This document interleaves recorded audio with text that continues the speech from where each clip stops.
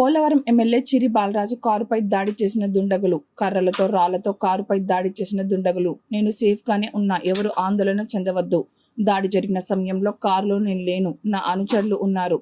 ఈ ఘాతుకానికి పాల్పడిన వారిపై తక్షణమే పోలీసులు తగు చర్యలు తీసుకోవాలి. పోలవరం ఎమ్మెల్యే చిరి బాలరాజు కారుపై దాడి ఘటనలో జనసేన అధినేత పవన్ కళ్యాణ్ స్పందించారు.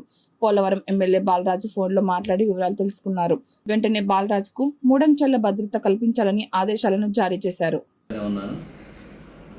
అలాగే ఈ దాడి చేసినటువంటి వారిపై మేము తప్పకుండా చర్యలు తీసుకోవడం జరుగుతుంది. ఎవరు కూడా భయభ్రాంతులకు గురి కావద్దని మరొకసారి తెలియజేస్తాం.